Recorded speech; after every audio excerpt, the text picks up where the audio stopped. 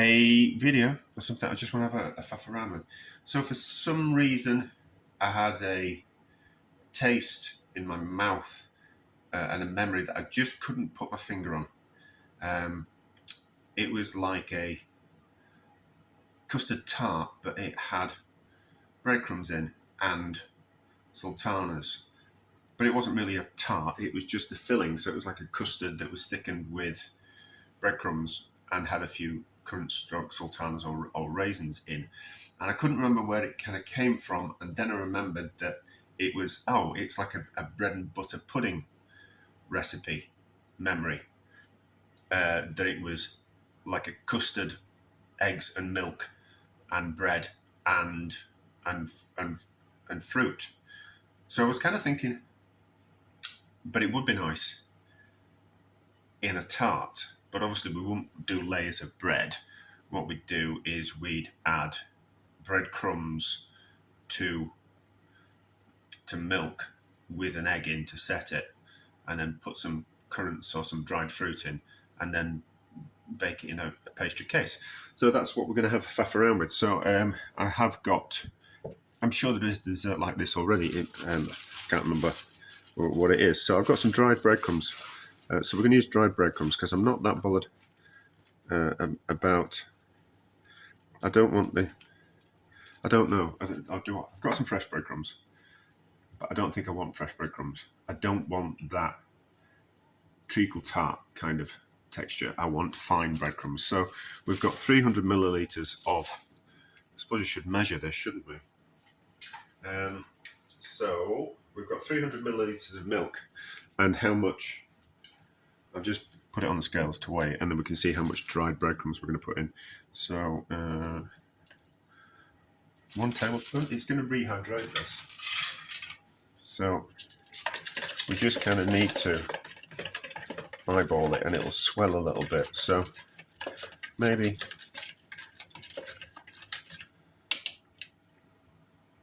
maybe 2 tablespoons, and then we can get an idea of weight. And then for 300 millilitres in a custard tart, milk, 300 millilitres of milk in a custard tart, should be 2 eggs, but I think we'll be able to get away with 1. So there's about 50 grams worth of dried breadcrumbs in there. Yes, I did lick the fork and it's going back in there, but I'm at home and it's for me, so it doesn't really matter. So let's just leave that for 10 minutes. We might stick the hand blender in it just to, as it reconstitutes, just to puree it down. Some of that bread will take a little bit longer just to rehydrate. So we'll just leave it for 10 minutes and then we'll have a look at it and see what we think. I think, well, there's not enough filling for that tart case, but no, we really should make it look better, shouldn't we? What do I reckon? Like another half that amount again. No, but see, then what we're going to do about the eggs? I'm not too sure. Anyway, so we'll have a think while we're doing this. 2 tablespoons-ish of sugar. Oh, I had a spoon out. I've got another one out. Let's just puree this and have a look at it.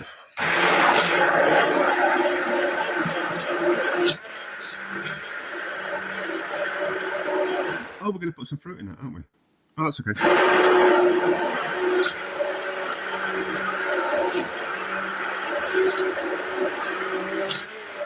Yeah, so I was thinking about this. If you go on the assumption that if I've used, what was it, 50 grams of breadcrumbs, you want to add probably 100 grams of fresh breadcrumbs, something like that. Put that out of the way. Give it a taste. See if it's sweet enough.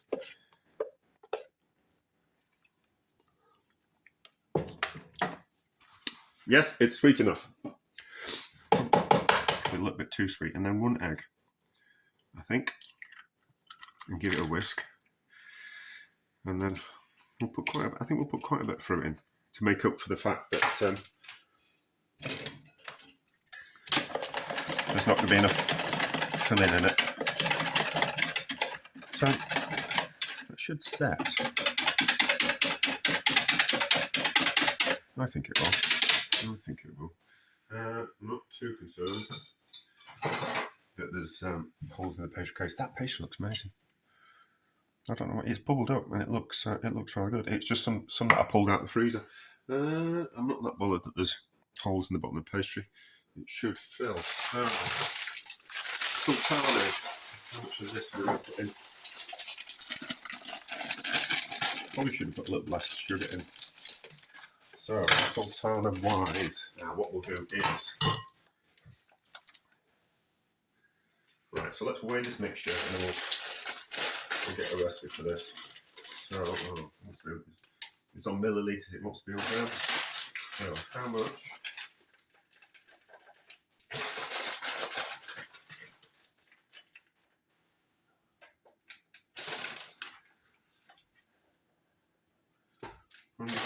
$150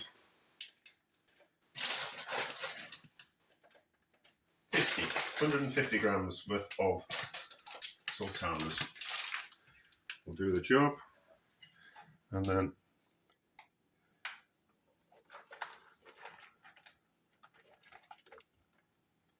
probably should have soaked them in the milk,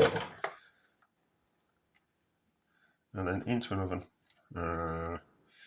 160 degrees, 150 degrees, something like that, and we'll see how that. We don't want them clumping too much, do we? I'm not that bothered that they should have broken them up a little bit better as well. Hindsight's a wonderful thing, but a close friend of regret.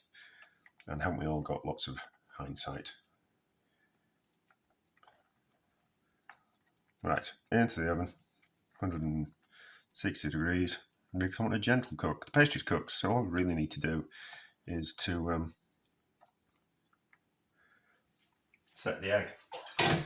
We just need to be careful putting it in the oven. This looks like it's ready. Slightly concerned it looked a little bit wet around the outside, and I was slightly concerned that the fruit was a little bit too dry and probably would have benefited from being in the soaking in the milk with the egg before it went in the oven. Maybe. But we'll see. We'll see when it looks like it's just set and it's going a little bit brown on top. But we'll see what it's like when it cools. Right, let's have a look at this. It was loose in the tin earlier. It should pop out. It should. There we go. Ooh. So soft. I don't know if that's a good thing or a bad thing. We will find out. So in half. It's certainly soft. Maybe too much fruit.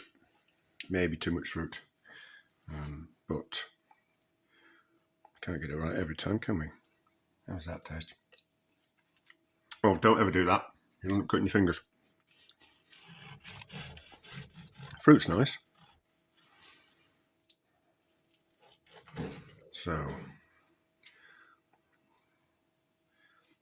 I don't know what we're going to call this, but that bit can be for the picture. And then we'll cut a bit for me. I'm going to take the rest to work, I think. The volunteers will appreciate it. So, looks all right. Maybe a little bit too much fruit. But we'll see. It's the only thing that really matters is how does it taste?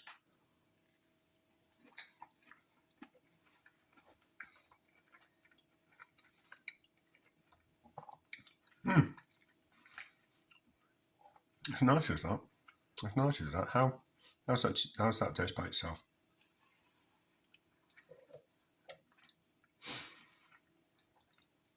Not bad, that. Not bad.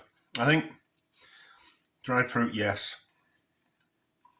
Not frozen fruits, but like fresh raspberries, blackberries, that type of thing, they'd work. I mean, all you're really doing is by putting the breadcrumbs in, changing the texture, and saving yourself the cost of an egg. But it goes to show, you know, if you've only got one egg left and you want to make a custard tart, you can bulk it out with some breadcrumbs, and and get this a similar type of thing. I mean, it's not saving yourself a fortune. I don't know what the price of an egg is at the moment. I saw 15 eggs for mixed-sized eggs that looked quite small. I saw them for £1.99. So whatever that works out at, and that was in Farm Foods in the UK. Farm Food is a supermarket. It's not like a farm shop. But like kind of helps you in a jam type of thing, and any kind of fruit that you want. So if you know, like if you only got an egg, you know, you can still have a custard tart type of thing. Which I kind of think it's useful to know. It's useful to know. I'll just try a bit more.